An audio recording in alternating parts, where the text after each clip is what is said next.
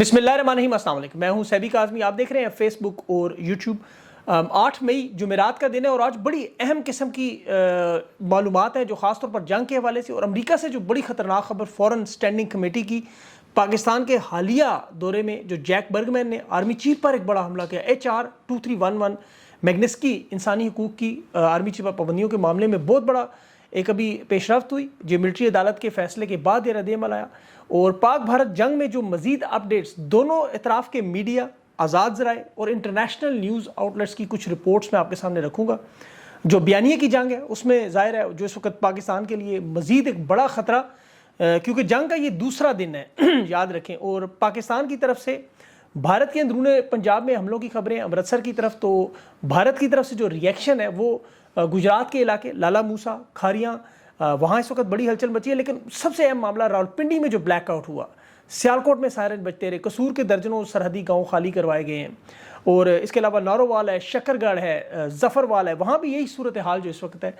भावल नगर के जो बैनुल-अक़वामी बॉर्डर की खबरें हैं, वहाँ हिंदुस्तान ने अपनी साइड के गेट को खोलना शुरू किया और दोनों तरफ से भारी फायरिंग भी चलती रही। बड़ी दिल दुखा देने वाले मनाजिर नजर आए। हिंदुस्तान ने जो हमला किया पाकिस्तानी, आपको पता है जो बच्चे शहीद हुए उनकी तस्वीर DGSPR ने प्रेस कॉन्फ्रेंस में चलाई भी और साथ ये दावा भी किया कि इन पाकिस्तानी मासूम शहरियों के नाहक खून के आखिरी कतरे का भी हिसाब लिया जाएगा। DGSPR की प्रेस कॉन्फ्रेंस में दावा था कि इन्होंने भारतीय हमले में 6 मकामात पर 24 मिसाइल फायर किए। अच्छा, अभी तक दोनों इतराफ़ के जो सबूत है वो पेश करने का मामला थोड़ा मुख्तलिफ नज़र आ रहा है, वो मैं आपके सामने रखता हूँ। भावलपुर में जो जनाजे के शुरका से बात हुई थी तो वहाँ लोग बड़े सख्त नाराज़ थे और गुस्से में थे। और जो भारत की एयर बेस है बटाला, वहाँ पर भी मिसाइल हमलों की इतला थी। और इसके अलावा मारियो नवाफिल ने मॉनिटर्स के हवाले से जो खबर दी अमृतसर एयरपोर्ट पर बैलिस्टिक मिसाइल की, ये अभी तक कंफर्म नहीं हुआ कि किस तरफ से है। पाकिस्तानी मीडिया के अगर आप देखेंगे वहाँ तो उधर तो इस वक्त उन्होंने अमृतसर को भी तबाह कर दिया है और श्रीनगर एयरपोर्ट भी फारग हो चुका है, पठानकोट एयर बेस भी, गोल्डन टेम्पल भी खुदा न ख्वास्ता वो एक मजहबी जगह है, आगरा में ताज महल भी। और उनके मीडिया को अगर देखें तो उनके मुताबिक तो पाकिस्तानी मीडिया कह रहा है नरेंद्र मोदी कपड़े छोड़ के भाग गया है। हिंदुस्तानी मीडिया में देखें वहाँ भी ये सर्कस चल रही है। तो यहाँ बयानिए की जंग तो एक बहुत बड़ी, आपको पता जंग, और उसमें बदकिस्मती से पाकिस्तान के वफाकी वज़रा फॉर्म 47 की हुकूमत बुरी तरह नाकाम, एतमाद की कमी, खबरें नहीं थी, बातचीत करने का अंदाज नहीं, ब्लंडर पे ब्लंडर। और इस वक्त जो कौम की नज़रें हैं वो रावलपिंडी में याद रखें इस वजह से कि अडयाला जेल और वहाँ पर जो मुकम्मल ब्लैकआउट हुआ, दुनिया की नज़र वहाँ पर इस लिहाज से मौजूद है कि पूरे पाकिस्तान की दिल की धड़कन इमरान खान वहाँ कैद है। तमाम सहाफ़ी, सोशल मीडिया के इन्फ्लुएंसर, इस्टेब्लिशमेंट को बार बार ये समझा रहे हैं कि आप इमरान खान को सबसे पहले मुंतकिल करें और रिहा करें, क्योंकि कोट लखपत जेल और मज़ीद कुछ टारगेट्स भारत ने निशाना बनाने का ऐलान किया हुआ है। अब ये इमरान खान को बनी गाला या ज़मान पार्क शिफ्ट करने का मामला देखें, उसकी वजह है कि इमरान खान की जान तो इनके हाथों में भी खतरे में थी। आपको याद होगा खान ने बारहा कहा है। अब ये भारतीय जारियत पर ये मज़ीद बड़ा मामला है, लेकिन ज़ाहिर है अल्लाह की ज़ात सबसे बड़ी है। दुनिया के बड़े बड़े सहाफ़ियों ने भी इन्हें कहा है कि आप फिलफौर इमरान खान को शिफ्ट करें। और मेरे ख्याल में देखें, मैंने पहले भी कहा, एस्टेब्लिशमेंट को अल्लाह ने बहुत बड़ा मौका दिया, बहुत बड़ा पाकिस्तान को मौका दिया कि ये खामोशी से इमरान खान को अडयाला जेल से निकाल कर ज़मान पार्क या हिफाजती इंतजामात के नाम पर कहीं शिफ्ट करके खुद भी फेस सेविंग लेते और पूरे पाकिस्तान का ये मसला ही हल कर देते। क्योंकि देखें इस वक्त इनके लिए तो सबसे बड़ा यही मुश्किल मामला था ना कि इमरान खान की रिहाई होगी, अवाम के सामने कैसे पेश करेंगे, वो इनका मामला अल्लाह ने ऐसे ही हल कर देना था। ये अल्लाह ने इनको बहुत बड़ा मौका दिया है। और हम लोग बात करते थे बार बार कोई ऐसा मौका हो, ये जंगी माहौल बना हुआ है, हिफाजती इंतजामात के तहत ये अवाम से दरख्वास्त कर सकते हैं। इमरान खान की तरफ से भी एक अपील आ सकती है कि जंगी माहौल है, आप लोग आराम से अपने आपको पता है महफूज ठिकानों पे रहें, लेकिन ये इसे हल करना नहीं चाहते। मिलिट्री ट्रायल में जो फैसला आया, ये नज़र आ रहा है कि इन्हें पाकिस्तान के अंदरूनी मामलात की कोई फिक्र नहीं। और उसका नुकसान मैं आपको आगे चल के बताता हूँ।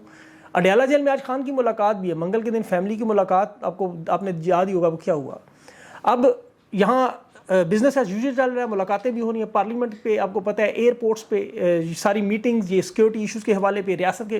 लेकिन जो फैसला नज़र आ रहा है कि दुश्मन से तो हम बाद में निपटेंगे, पहले हम तहरीक इंसाफ और इमरान खान से निपटेंगे। सबक तो इन्हें भारत को सिखाना चाहिए, आपको पता है, लेकिन ये फ़ौजी अदालतों में पाकिस्तानियों को सबक सिखाया जा रहा है। आर्मी एक्ट के जो यकदम तीनों शिकें बहाल की गई, 5-2 की अक्सरियत का जो फैसला था, और उस फैसले की इन्हें देख ले कितनी बड़ी कीमत भी अभी अदा करनी पड़ेगी, वो मैं आपको बताता हूँ।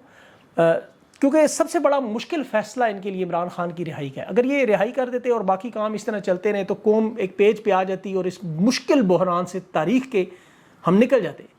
इस वक्त कौम और तहरीक इंसाफ और सब ऐलान करें हम हर सिपाही के साथ बॉर्डर पे खड़े हैं, لیکن عمران خان کی رہائی کا معاملہ دیکھیں اور یہ جو ملٹری کوڈ کا معاملہ، اس وجہ سے امریکہ میں جو پیش رفت ہوئی، آپ صرف اس کو بیٹھ کے تھوڑی دیر کے لیے انالیسس کریں جو ان حالات میں ہوئی ہے کہ وہاں پر آرمی چیف پر جنگ کے دوران 180 دنوں کے اندر جمہوریت لانے کا وہ جو ولسن کا بل تھا، اس پہ اب فورن سٹینڈنگ کمیٹی نے سپانسر کر دیا ہے۔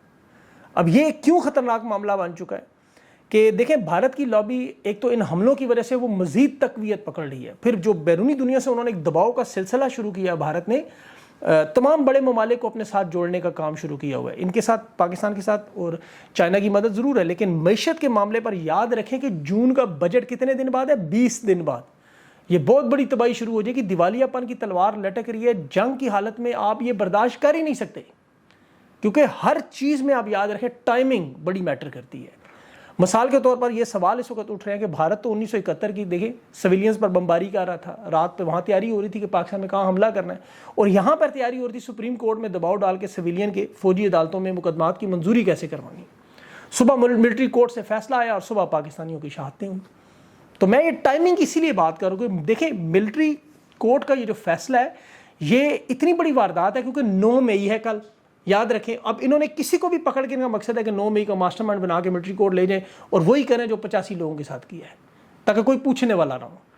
لیکن یہ انہیں نہیں پتا کہ دنیا کی نظریں صرف جنگ پر نہیں ہیں، ان کی نظریں عمران خان کے کیسز پر بھی ہیں۔ Overseas Pakistani, social media, Tehreek Insaf, 90% Pakistani اس چیز کی اہمیت کو سمجھتے ہیں۔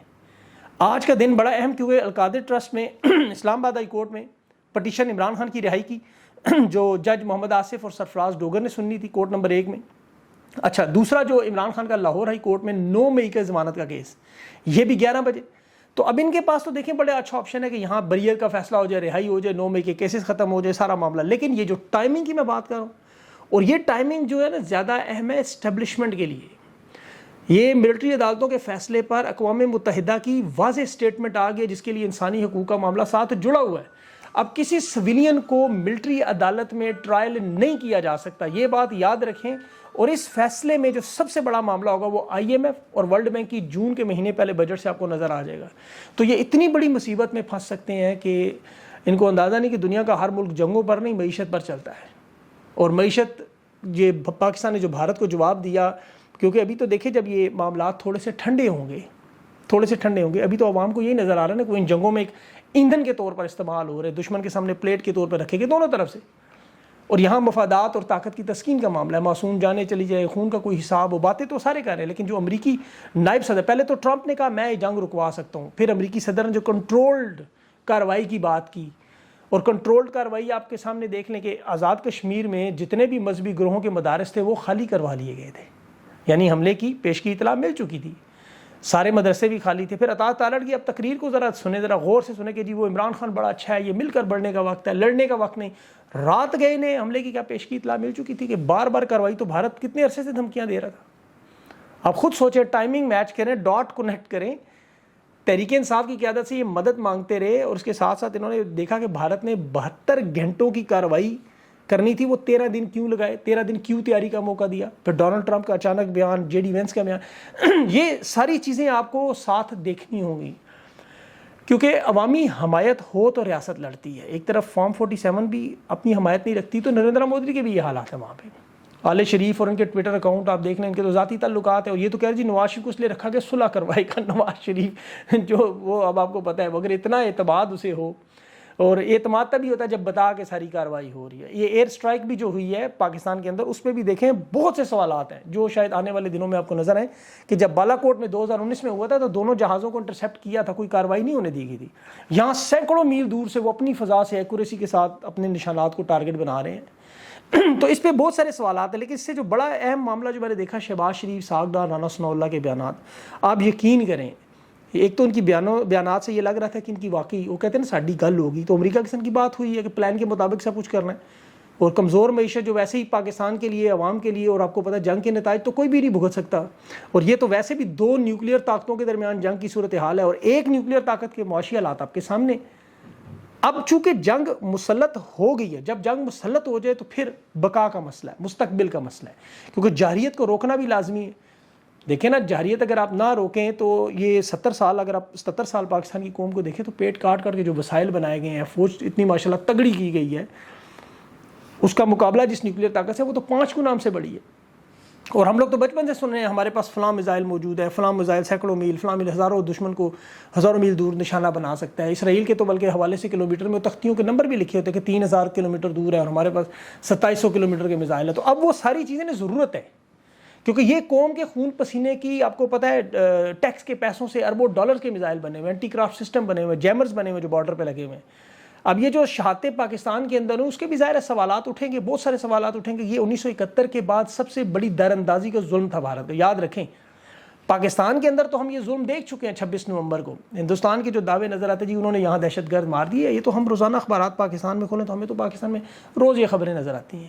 یہ ان کے لیے بہت بڑی خبر تھی. یہاں تو انتشاری فسادیوں کے سر پھاڑنے کی خبر وہ صحافی خود فخر سے 2-3 دن پہلے راوی حسن ایوب دے دیتا ہے 26 نومبر میں, آپ کو یاد ہوگا. اس کے علاوہ جو رینجرز کے آپ کو پتہ ہے 2-3 اہلکار جنہوں گاڑی کے نیچے آئے, تو وزیر اعظم نے اعلان کیا تھا کہ ہم ان نہتے لوگوں کو 5 منٹ میں صاف کریں گے. وزیر داخلہ محسن نقوی نے پھر 5 منٹ میں مظاہرین کو صاف کر کے دکھایا.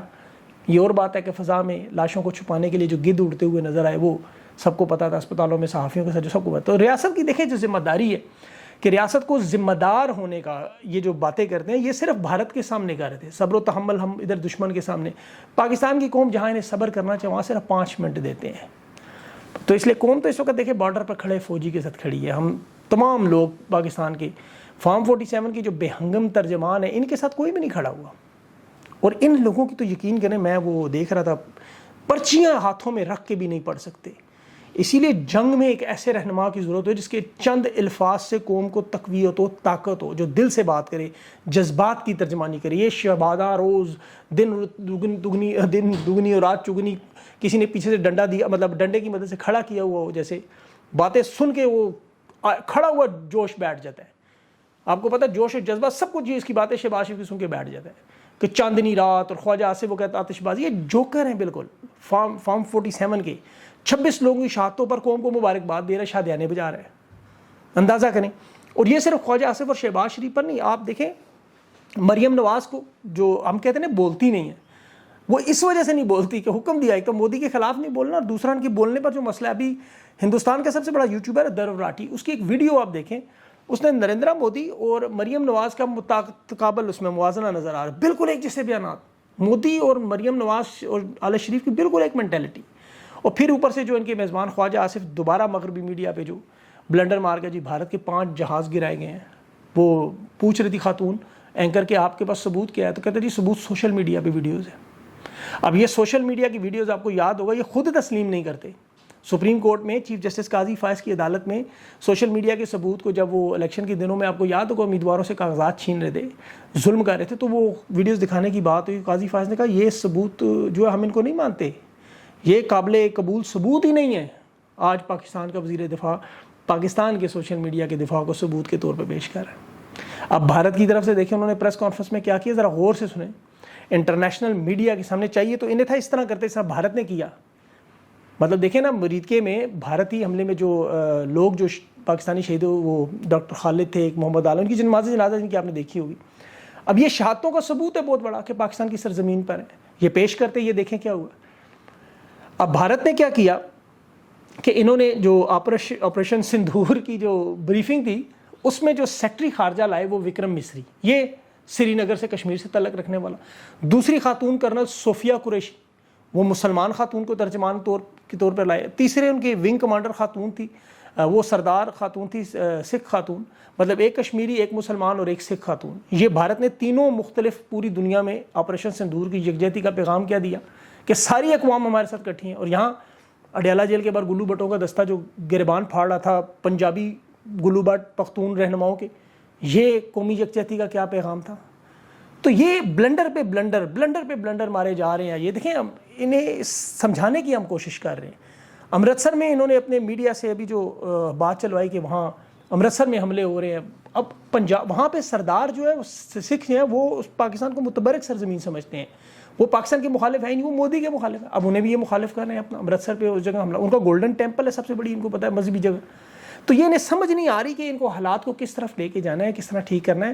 اور ان کے لیے جو معاملات میرے خیال میں دیکھیں, جنگ تو آپ کو 1-2 دنوں میں معاملہ ویسے ہی ٹھنڈا ہو جانا, ڈونلڈ ٹرمپ نے کہہ دیا ہے. اس وقت تو انہیں اپنے آپ کو محفوظ کرنا ہے, بجٹ کو محفوظ کرنا ہے. بجٹ کو, یہ معیشت کھڑی نہیں ہو سکی کہ پیروں پہ, ملک کا دفاع بھی کرنا ہے, قومی یکجہتی بھی پیدا کرنی ہے. اور یہ ساری چیزیں کب ہوں گی؟ جب عوام کی امنگوں کے مطابق فیصلہ کر کے ایک قوم بن کے، جو اس نے کہا نا مٹھی مٹھی بار بار بات کرتے ہیں، وہ بنے. اللہ تعالیٰ نے ہدایت دے. ہم پاکستان کے محب وطن لوگ ہیں، ہم پاکستان کی سلامتی کے لیے دعائیں کرتے ہیں، بارڈر پہ کھڑے فوجیوں کی دعا کرتے ہیں اللہ تعالیٰ ان پہ رحم کرے، بے گناہ لوگ، بلکہ ہندوستان کے بے گناہ لوگ بھی. جنگ تو کسی کے حق میں نہیں ہے، کسی کا خون بہنا آپ کو پتہ ہے یہ کسی صورت میں بہتر نہیں ہے. دونوں ممالک پڑوسی ہیں، آپ اپنے دوست تو بدل سکتے ہیں، پڑوسی نہیں بدل سکتے. دونوں نیوکلیئر طاقتیں. تو اس لیے ہم ان معاملات کو، لیکن ان معاملات کو حل کرنے کا پہلا طریقہ قوم کو جوڑنے کا، وہ عمران خان کو رہا کرنا، عمران خان کو محفوظ کرنا، اور اس کے بعد قوم کو جوڑنا. بے شک یہ لوگ کہیں کہ ان حالات میں سب سے بڑی میرے خیال میں ضرورت جو ہے وہ خان کی رہائی ہے. اللہ تعالیٰ ان کو ہدایت دے. دعائیں کریں، پاکستان پر رحم کرے. اور یہ ہماری دعائیں ہر وقت ابھی نماز پڑھ کے دوبارہ ان کے لیے ہاتھ اٹھا کے اللہ سے دعا کرنی ہے، آپ نے بھی کرنی ہے سب نے، کہ اللہ تعالیٰ اس مشکل گھڑی میں سے پاکستان کو نکالے. اپنا خیال رکھیں. مجھے اجازت دیں. اللہ حافظ.